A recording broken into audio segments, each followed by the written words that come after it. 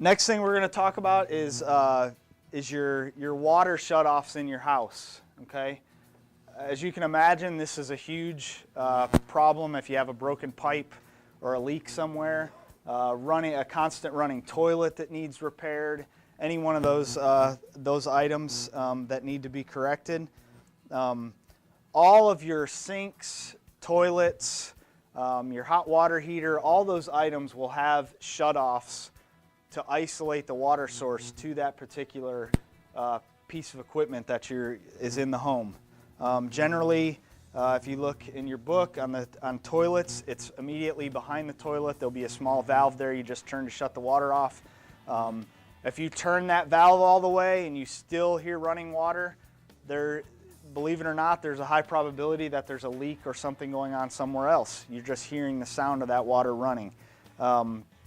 It also will take just a second as you do shut that off for the toilet to cycle itself to where it realizes that there's no water coming to it. So you're going to want to turn that valve clockwise to shut the water off.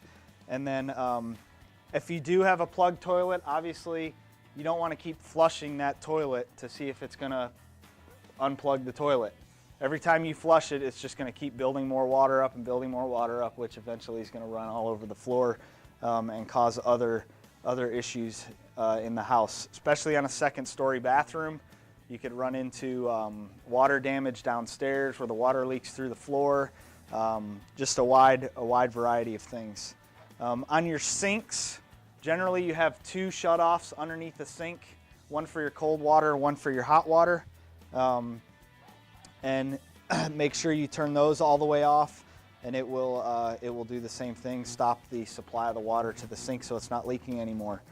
Main shutoffs. Usually I don't know if there is a house that doesn't have one, but every house should have a main shutoff somewhere in the home. Become familiar with where that main shutoff is. Most of the time it's going to look very similar to this. This is open, so the pipe would be running like this, and the valve is open this way. When you turn the valve perpendicular to the line, it's going to shut the water off to the house from that point. That doesn't mean there couldn't be a leak on the other side of it outside, but inside the home, this will shut the water off to the house. There also are, in some of the older homes, you'll find valves that turn this way, similar to the ones underneath the toilets and the sinks. You're just going to want to turn those until it shuts the water off as well.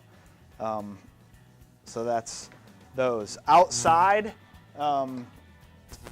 if you have a water main break outside the house, or if you need to shut the water off outside, you'll see in the pictures that there is generally a meter somewhere in the front of the house close to the road.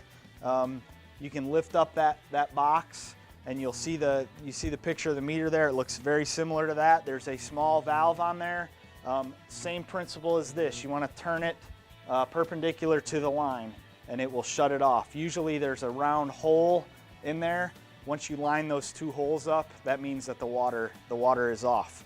You can also, as a reference point for yourself, if you do have to go out to the meter, you can look at the meter itself, and on the meter there's usually a little spinning dial on there.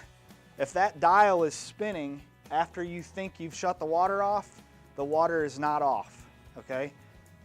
If you shut the water off and that dial stops, it's going to, basically what that is that's a small fin inside there, and as the water's passing, it's just spinning that to let you know that the water's still on. It also could tell you that there's another, there's a leak beyond that point to be able to do that. The main shutoff valves, there's a tool that you can use to shut that valve. Basically, it just fits down on the valve itself, and you use that to turn it. A lot of times those valves are very stiff and it's very hard to turn. This tool makes it very easy to do that. When you are turning off your water, especially not particularly these, but especially the ones that rotate, make sure you don't over rotate those. The ones, especially under sinks and toilets, you can very easily turn that too hard and break it, the inside of it right off, and it's not going to do you any good. So make sure you're being careful when you're turning those. Turn them nice and easy. When they get to a point to where it's going to shut off, you'll notice it when you're turning it. And then if you get notices, always check too to make sure you don't have a notice that says that your water's off. If you don't have water, you might have gotten something in the mail that says they've shut the water off. Check those things before you were to call in and with an emergency.